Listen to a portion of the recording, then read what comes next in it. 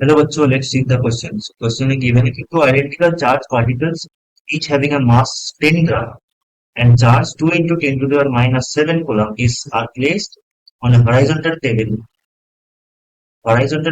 with separation of L between them such that they stay in limited equilibrium. तो दो charges equilibrium में है.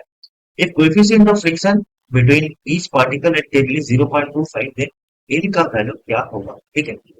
तो यहाँ पर क्या है, एक टेबल हॉराइजॉन्टल टेबल के ऊपर.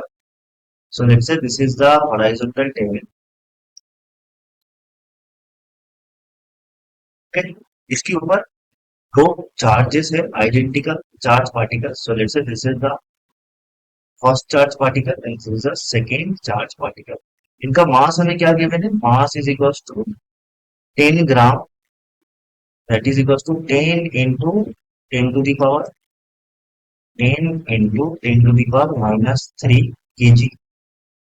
ठीक है. और इनका चार्जेस हमें गिवन है. ठीक है. चार्जेस क्यू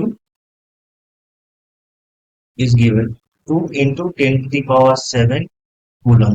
ठीक है. और इनके बीच में डिस्टेंस क्या है? That is L. ठीक है. डिस्टेंस एल है. तो हमें फाइंड करना होगा व्हाट इज द एल. जहां पर हमें गिवन है कि ये जो कोएफिशिएंट ऑफ फ्रिक्शन है म्यू हमें गिवन है 0.25. ठीक है. सो इस क्वेश्चन का की कॉन्सेप्ट क्या हो जाएगा? की कॉन्सेप्ट. सो इसका की कॉन्सेप्ट होगा Coulomb's law. Coulomb's law. Okay. ना कूलॉम्स लॉ क्या कहता है कि लेट से हमारे पास दो चार्ज, एक है Q1 और एक है Q2. ठीक है. और उनके बीच में डिस्टेंस है R. ठीक है. सो क्या होगा? Force acting between the charge particles on each other. ठीक है. F C that is coulomb force क्या होता है? K into Q1 Q2 by R square. ठीक है. ये क्या है? Coulomb's force. ठीक है. जो कि फॉर आइडेंटिकल चार्ज के लिए रिपल्सिव होता है एंड ऑपोजिट चार्ज के लिए एट्रैक्टिव होता है. ठीक है. तो यहाँ पर क्या होगा?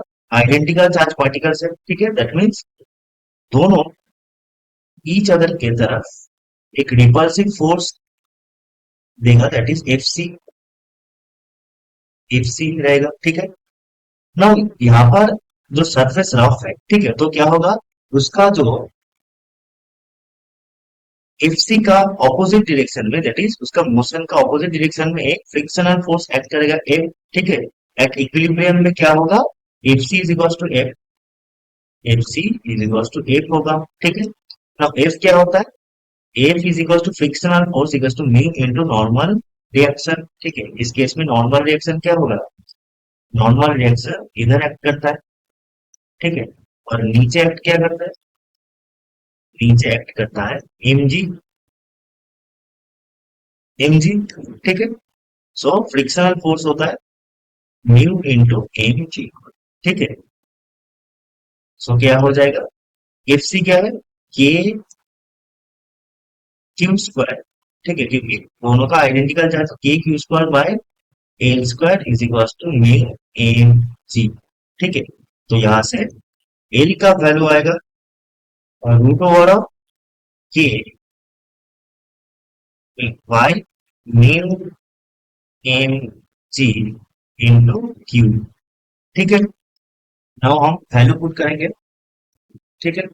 सो एल क्या आया हमारा? L is root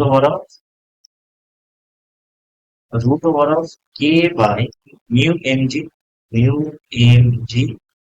into Q. ठीक है. तो के का वैल्यू क्या है? 9 इंटू 10 टू द पावर 9. ठीक है. This is 9 into 10 to the power 9. भाई म्यू हमें क्या गिवन है? म्यू गिवन है 0.25. ठीक है.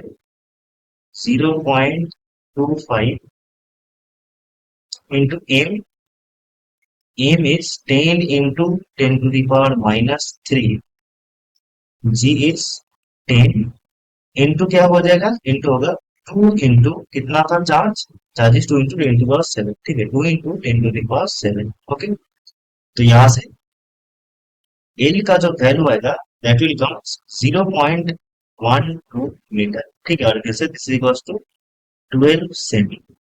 Okay, so the value of L is 0.012 metre, और अगर सेमी में बोले तो 12 सेमी.